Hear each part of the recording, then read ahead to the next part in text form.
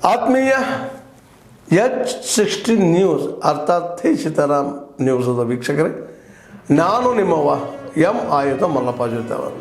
ತಾವು ಈಗ ಸುದ್ದಿಗಳ ಲೋಕಕ್ಕೆ ಎಂಟ್ರಿ ಹೊಡಿತಾ ಇದ್ದೀರಿ. ಈ ಸುದ್ದಿಗಳನ್ನು ಪ್ರತಿಯೊಂದು ನೋಡೋ ಜೊತೆಗೆ ನಿಮ್ಮ ಅಭಿಪ್ರಾಯಗಳನ್ನು ಹಚ್ತಾ ಇರಿ. ಯಾಕಂದರೆ ಈ ಸುದ್ದಿಗಳು ನಿಮಗಾಗಿ, ನಿಮ್ಮ ಬದುಕಿಗಾಗಿ, ನಿಮ್ಮ ವೈಚಾರಿಕೆಗಾಗಿ, ನಿಮ್ಮ ತಿಳುವಳಿಕೆಗಾಗಿಯೂ ನಿಮಗೂ ಗೊತ್ತು. ಜೊತೆಗೆ ನಮಗೂ ನಿಮ್ಮೊಂದಿಗೆ ಇದೊಂದು ಮಾತಾಡುವಂಥ ಜೊತೆಗೆ ಸುದ್ದಿಗಳನ್ನು ಬಿಡುವಂಥ ಕೆಲಸ. ಈ ಕೆಲಸದಲ್ಲಿ ನಾವು ನಿಮ್ಮೊಂದಿಗಿದ್ದೀವಿ ಅಂತ ಹೇಳ್ತಾ ನೋಡ್ತಾ ಇರಿ ಸುದ್ದಿಗಳನ್ನು. ಅವರು ಪಕ್ಷದ ಚಟುವಟಿಕೆಗಳಲ್ಲಿ ಒಂದಾಗಿಲ್ಲ ಅನ್ನೋ ಕಾರಣಕ್ಕೋಸ್ಕರವಾಗಿ ಪಕ್ಷ ವಿರೋಧಿ ಚಟುವಟಿಕೆಯನ್ನ ಮಾಡ್ತಾ ಇದ್ದಾರೆ ಅನ್ನೋ ಕಾರಣಕ್ಕಾಗಿ ಜಿಲ್ಲೆಯ, ತಾಲೂಕಿನ, ಜಿಲ್ಲೆಯ, ರಾಜ್ಯದ ಅಭಿಪ್ರಾಯವನ್ನ ಕೇಂದ್ರ ನಾಯಕರಿಗೆ ತಿಳಿಸಿ ಕೇಂದ್ರ ನಾಯಕರು ಈ 6 ವರ್ಷಗಳ ಕಾಲ ಉಚ್ಚಾಟನೆ ಕ್ರಮವನ್ನು ತೆಗೆದುಕೊಂಡಿದ್ದಾರೆ. ನಾವು ಅದನ್ನ ಸ್ವಾಗತಿಸ್ತೇವೆ. ಹೆಬ್ಬಾರರಿಗೆ ಬಿಜೆಪಿಯಲ್ಲಿ ಹೊಂದಾಣಿಕೆ ಮಾಡಿಕೊಳ್ಳೋದಕ್ಕೆ ಆಗದೆ ಇರುವಂತ, ಉಸಿರುಗಟ್ಟುವಂತ ಸ್ಥಿತಿ ನಿರ್ಮಾಣ ಆಗಿದ್ದಿದ್ರೆ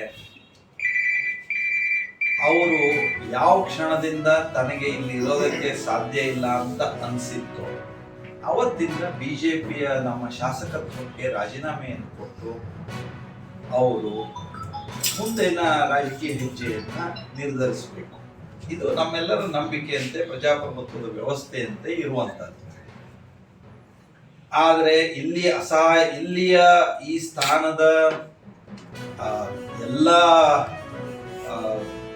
ಒಂದು ಪ್ರಯೋಜನಗಳನ್ನು ಅವರು ಪಡೀತಾ, ಬಿಜೆಪಿಯ ಬಗ್ಗೆ ಗೂಬೆಯನ್ನ ಕೂಡಿಸ್ತಾ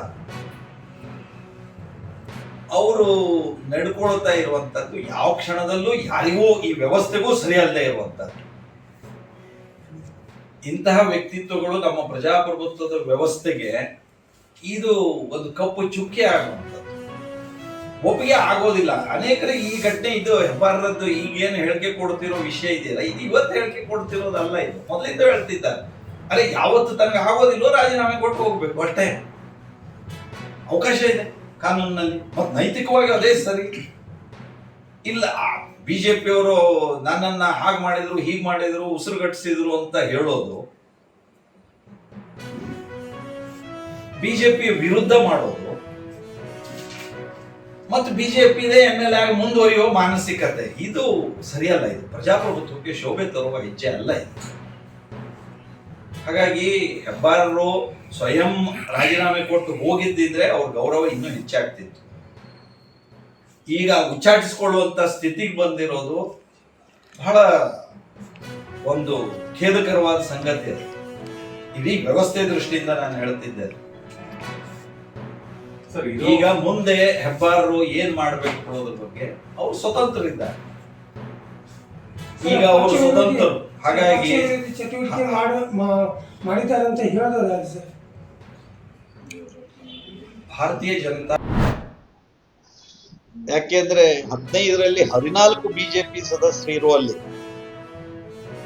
ಅತಿ ಹೆಚ್ಚು ಹಣವನ್ನ ನಮ್ಮ ಮುನ್ಸಿಪಾಲಿಟಿಗೆ ಕೊಟ್ಟು, ಪಟ್ಟಣ ಪಂಚಾಯತಿ ಬಿಜೆಪಿಯ ನಮ್ಮ ಮುನ್ಸಿಪಾಲಿಟಿಯಿಂದ ಅತಿ ಹೆಚ್ಚು ಕೆಲಸ ಮಾಡೋದಕ್ಕೆ ಅವರು ಅವಕಾಶ ಮಾಡಿಕೊಟ್ಟಿದ್ದಾರೆ. ನಾನು ಹಾಗಾಗಿ ಅವರು ಶಾಸಕರು ನಮ್ಮ ಬಿಜೆಪಿಯ ಈ ಬಹುಮತದ ಒಂದು ನಮ್ಮ ಪಟ್ಟಣ ಪಂಚಾಯತಕ್ಕೆ ಅವರು ಪ್ರೋತ್ಸಾಹಿಸ್ತಾ ಇರೋದನ್ನ ಸದಾಕಾಲ ಮುಂದುವರಿಸಬೇಕು. ಅದನ್ನೇ ಶಿರ್ಸಿಗೂ ಮಾಡಬೇಕು ಅಂತ ನಾನು ಕೇಳ್ತೀನಿ. ಕೊಡಬೇಕು. ಸಿದ್ದಾಪುರಕ್ಕೆ ಕೊಡ್ತಾ ಇರೋದ್ರ ಬಗ್ಗೆ ಸಂತೋಷ ಆಗಿದೆ. ಒಂದೇ ನಿಮಿಷ. ಮತ್ತು ಸಿದ್ದಾಪುರ ಪಟ್ಟಣ ಪಂಚಾಯತಿ ಭೀಮಣ್ಣ ಅವ್ರ ಬಗ್ಗೆ ವಿಶೇಷವಾದ ಪ್ರೀತಿ, ಮಮತೆ ಇತ್ಯಾದಿಗಳನ್ನು ತೋರಿಸ್ತಾ ಇರೋದು ಇದೊಂದು ಆಶ್ಚರ್ಯಕರವಾಗಿದೆ. ಇದು ಒಂದ್ ಕಡೆಗೆ ಅಭಿವೃದ್ಧಿಗೆ ಇಷ್ಟೆಲ್ಲ ಹಣ ಬಂದಿರೋ ಸಂತೋಷ ಇದೆ, ಇನ್ನೊಂದು ಕಡೆಗೆ ಒಟ್ಟಾರೆ ಅಲ್ಲಿ ನಡೀತಿರೋ ಘಟನೆಗಳು ಮುನ್ಸಿಪಾಲಿಟಿ ಬಗ್ಗೆ ಆಶ್ಚರ್ಯವೂ ಆಗಿದೆ. ಅಷ್ಟೇ. ಏನೇನಾಗಿದೆ ಅದನ್ನ ತಕ್ಷಣ ಸರಿಪಡಿಸೋದಕ್ಕೆ ಇಲಾಖೆಯವರು ಕ್ರಮ ತೆಗೆದುಕೊಳ್ಳಬೇಕು. ಮತ್ತು ರಾಜ್ಯ ಸರ್ಕಾರ ಈ ರೀತಿಯ ಹಾನಿ ಏನಾಗಿದೆಯೋ ಅದಕ್ಕೆ ಜಿಲ್ಲೆಗೆ ತಕ್ಷಣದಲ್ಲಿ ಹೆಚ್ಚಿನ ಹಣವನ್ನ ಬಿಡುಗಡೆ ಮಾಡಬೇಕು ಅಂತ ನಾನು ಆಗ್ರಹಿಸ್ತೇನೆ.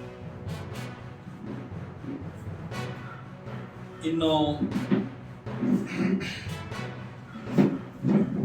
ರಾಜ್ಯದಲ್ಲಿ ಕಾಂಗ್ರೆಸ್ ಸರ್ಕಾರ 2 ವರ್ಷ ಆಗಿದೆ ಆಡಳಿತ ನಮಗೆಲ್ಲ ಉಳಿದೆಲ್ಲ ವಿಷಯಗಳು ಗೊತ್ತೇ ಇದೆ. ನಿಮಗೆ ಇವತ್ತು ನಾನು ಮತ್ತೆ ರಿಪಿಟೇಷನ್ ಅಂತ ಅನಿಸಿದ್ರು ಸಹ ಮುಖ್ಯವಾದಂತಹ ಒಂದು ಸಂಗತಿ ಜಿಲ್ಲೆಯಲ್ಲಿ ನಡೀತಾ ಇರೋದು ನನಗೂ ಗೊತ್ತೇ ಇದೆ. ಆದ್ರೂ ಅದನ್ನ ಇನ್ನೊಂದು ಸಲ ನಿಮ್ಮ ಎದುರುಗಡೆ ಉಲ್ಲೇಖಿಸಬೇಕು ಅಂತ ನಾನು ಕರೆದಿದ್ದೇನೆ. ಯಾಕೆಂದ್ರೆ ಈ ರಾಜ್ಯ ಸರ್ಕಾರ ಅನ್ನೋದೇ, ಆಡಳಿತ ಅನ್ನೋದೇ ಇಲ್ಲ ಅನ್ನುವಂತಹ ದುಸ್ಥಿತಿಗೆ ನಮ್ಮ ರಾಜ್ಯ ಬಂದಿದೆ. ಆಡಳಿತ ಯಂತ್ರ ಸಂಪೂರ್ಣವಾಗಿ ಕುಸಿದು ಹೋಗಿದೆ. ಮುಖ್ಯಮಂತ್ರಿಗಳಿಗೆ ಆಡಳಿತದಲ್ಲಿ ಆಸಕ್ತಿ ಇಲ್ಲ. ಉಳಿದ ಸಚಿವರುಗಳಿಗೆ ಯಾರಿಗೂ ಜವಾಬ್ದಾರಿ ಇಲ್ಲ. ಇಂಥ ಸಂದರ್ಭದಲ್ಲಿ ಅಧಿಕಾರಿಗಳು ಕೈಚೆಲ್ಲಿ ಕುಳಿತಿದ್ದಾರೆ. ಅತ್ಯಂತ ನಿರ್ಲಕ್ಷಿತವಾದಂತಹ ಆಡಳಿತ ರಾಜ್ಯದಲ್ಲಿ ನಡೀತಾ ಇದೆ. ಜೀವನಕ್ಕೆ ಇನ್ನಷ್ಟು ಹೆಚ್ಚು ಬಹಳ ದೊಡ್ಡ ತೊಂದರೆ ಆಗಿದೆ. ನಾನು ಮತ್ತದನ್ನೇ ಹೇಳೋದಿಲ್ಲ. ಅಭಿವೃದ್ಧಿಗೆ ಹಣ ಇಲ್ಲ, ಭ್ರಷ್ಟಾಚಾರ ಹೆಚ್ಚಾಗದೆ, ಅಲ್ಪಸಂಖ್ಯಾತರ ಓಲೈಕೆ, ನೀತಿ ಮೀರದೆ, ಹೀಗಿದೆಲ್ಲ ನಮ್ದು ಕಾನೂನು ಶಾಂತಿ ಸುವ್ಯವಸ್ಥೆ ಹದಗೆಟ್ಟದೆ ಹೇಳೋದು, ಹೀಗಿದೆಲ್ಲ ನಾವು ಏನು ಹೇಳ್ತಿದೀವೋ ಅದು ಮತ್ತೆ ಹೆಜ್ಜೆ ಹೆಜ್ಜೆಗೆ ಕಾಣ್ತಾ ಇದೆ. ಅದ್ರ ಜೊತೆಗೆ ದ್ವೇಷ ರಾಜಕಾರಣ ಇದು ಬೆಳೀತಾ ಇರೋದು ನೋಡ್ತಿದ್ದೀವಿ. ಸಿ ಟಿ ರವಿ ಅವ್ರ ಪ್ರಕರಣ ಅಷ್ಟೇ ಅಲ್ಲ, ಈ ನಮ್ಮ ರವಿಕುಮಾರ್ MLC ಅವ್ರ ಮೇಲೆ ಕೇಸ್ ಆಗಿರೋದು ಅಷ್ಟೇ ಅಲ್ಲ, ಚಲವಾದಿ ನಾರಾಯಣ ಸ್ವಾಮಿ ಅವ್ರ ಮೇಲೆ ನಡೆದಂತ ಹಲ್ಲೆಯ ಯತ್ನ ಇತ್ಯಾದಿಗಳು ಎಷ್ಟು ಉಲ್ಲೇಖ ಮಾಡ್ಬೇಕು ಹೇಳಿ. ಅಂದ್ರೆ ಆಡಳಿತ ಯಂತ್ರ ಕುಸಿದು ಹೋಗಿರೋದು ಅಷ್ಟೇ ಅಲ್ಲ, ಕಾಂಗ್ರೆಸ್ ಪಕ್ಷ ಸರ್ಕಾರದ ಮೂಲಕ ತನ್ನ ದ್ವೇಷವನ್ನ ಸಾಧಿಸಿಕೊಳ್ಳುವಂತಹ, ಸೇಡನ್ನು ತೀರಿಸಿಕೊಳ್ಳುವಂತಹ ಒಂದು ಹತಾಶ ರಾಜಕೀಯ ಸ್ಥಿತಿಯನ್ನ ತಲುಪಿದೆ. ಸಂದರ್ಭದಲ್ಲಿ ನೀತಿ ಆಯೋಗದ ಸಭೆ ದೆಹಲಿಯಲ್ಲಿ ಪ್ರಧಾನಮಂತ್ರಿಗಳ ಅಧ್ಯಕ್ಷತೆಯಲ್ಲಿ ನಡೆದ್ರೆ ನಮ್ಮ ರಾಜ್ಯದ ಮುಖ್ಯಮಂತ್ರಿಗಳು ನಿರಂತರವಾಗಿ ಗೈರಾಗ್ತಿದ್ದಾರೆ. ಈಗಲೂ ಮೊನ್ನೆನೂ ಗೈರಾಗಿದ್ದಾರೆ. ಆಮೇಲೆ ಅಲ್ಲಿ ಚರ್ಚೆ ಮಾಡಬೇಕಿತ್ತು, ನಮ್ಮ ರಾಜ್ಯಕ್ಕೆ ಏನಾಗಬೇಕು, ದೇಶದ ಪಾಲಿಸಿ ಮ್ಯಾಟರ್ಸ್ ನಮ್ದು ಇನ್ನೇನ್ ಆಗ್ಬೇಕು, ಏನಿಲ್ಲ ಇತ್ಯಾದಿಗಳ ಸಲಹೆ ಸೂಚನೆ ಕೊಡ್ಬೋದು. ಇಲ್ಲಿ ಬಂದ್ಕೊಂಡು ಈಗ ಕೇಂದ್ರ ಸರ್ಕಾರ ಹಾಗೆ ಮಾಡ್ತು ಹೀಗೆ ಮಾಡ್ತು ಅಂತ ಪ್ರಧಾನಮಂತ್ರಿಗಳು ಎದುರಿಗೆ ಹೋಗಿ ಹೇಳ್ಬೇಕಿತ್ತು. ಸಿದ್ದರಾಮಯ್ಯನವರು ಇಲ್ಲಿ ಪತ್ರಿಕಾಗೋಷ್ಠಿ ಮಾಡಿ ತಮ್ಮ ಭಾಷಣಗಳಲ್ಲಿ ತಮ್ಮ ಪೌರುಷವನ್ನು ತೋರಿಸೋದು ಬದಲು ಪ್ರಧಾನಮಂತ್ರಿಗಳ ಸಮ್ಮುಖದಲ್ಲಿ ಹೋಗಿ ನಮ್ಮ ರಾಜ್ಯದ ಜನರ ಕಷ್ಟ ಸ್ಥಿತಿಗತಿಗಳು ಇದಿದೆ, ಇದಕ್ಕೆ ಹೀಗೆ ಮಾಡಿ ಅಂತ ಹೇಳ್ಬೇಕಿತ್ತು. ತಮ್ಮ ಜವಾಬ್ದಾರಿಯನ್ನು ನಿರ್ವಹಿಸೋದಿಲ್ಲ. ಅದರಿಂದಾಗಿ ರಾಜ್ಯದ ಅಭಿವೃದ್ಧಿಗೆ ತೊಂದರೆ ಆಗ್ತಾ ಇದೆ. ತೊಂದರೆ ಆಗೇ ಆಗುತ್ತೆ. ನಮಗೆ ಬರಬೇಕಾದ ಎಲ್ಲ ಸೌಲಭ್ಯಗಳನ್ನ ತರೋದಕ್ಕೆ ಮುಖ್ಯಮಂತ್ರಿಗಳ ಆಸಕ್ತಿ ಇಲ್ಲ ಅಂದ್ರೆ ಅಷ್ಟರ ಮಟ್ಟಿಗೆ ಅದು ತೊಂದರೆ ಆಗೇ ಆಗತ್ತೆ. ಕೇಂದ್ರ ಸರ್ಕಾರದ ಎದುರಿಗೆ ರಾಜ್ಯದ ಕಾಂಗ್ರೆಸ್ಸಿನ ಮುಖ್ಯಮಂತ್ರಿ, ಉಪಮುಖ್ಯಮಂತ್ರಿಗಳು ಕಾಂಗ್ರೆಸ್ಸಿನ ಸರ್ಕಾರಕ್ಕೆ ಮುಖ ತೋರಿಸೋ ಒಂದು ನೈತಿಕ ಶಕ್ತಿ ಇಲ್ಲ, ಧೈರ್ಯ ಇಲ್ಲ. ಯಾಕೆಂದ್ರೆ ಕೇಂದ್ರ ಸರ್ಕಾರ ಕೊಟ್ಟಿರೋ ಯೋಜನೆಯನ್ನೇ ಇಲ್ಲಿ ಜಾರಿ ತರಲಿಕ್ಕೆ ಆಗ್ತಾ ಇಲ್ಲ ಕಾಲಮಿತಿ ಒಳಗೆ. ಹಾಗಾಗಿ ಕಾಂಗ್ರೆಸ್ ಸರ್ಕಾರ ಅತ್ಯಂತ ಬೇಜವಾಬ್ದಾರಿಯುತವಾಗಿ ನಡ್ಕೊಳ್ತಾ ಇರೋದನ್ನ ಮತ್ತೊಮ್ಮೆ ನಾನು ಈ ಸಂದರ್ಭದಲ್ಲಿ ಉಗ್ರವಾಗಿ ನಾನು ಖಂಡಿಸ್ತೇನೆ. ಆದ್ಮೇಲೆ ಎಲ್ಲ ಸುದ್ದಿಗಳನ್ನು ನೋಡಿದ್ರಲ್ಲ, ಏನು ಅನಿಸ್ತು ನಿಮಗೆ?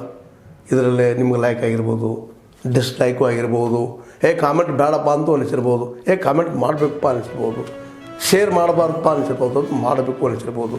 ಏನಾದರೂ ಆಗಲಿ ಶೇರ್ ಮಾಡ್ತಾಯಿರಿ, ಈ ನ್ಯೂಸ್ಗಳನ್ನ ಹಂಚ್ತಾ ಇರಿ, ಜೊತೆಗೆ ಇದಕ್ಕೆ ಸಬ್ಸ್ಕ್ರೈಬ್ ಆಗ್ತಾಯಿರಿ ಅಂತ ಹೇಳ್ತಾ H16 ನ್ಯೂಸ್ ಅರ್ಥಾತ್ ಹೇ ಸೀತಾರಾಮ್, ಇದು ಸತ್ಯದ ಕೈಗೆ ನಡಿ. ವಂದನೆಗಳು.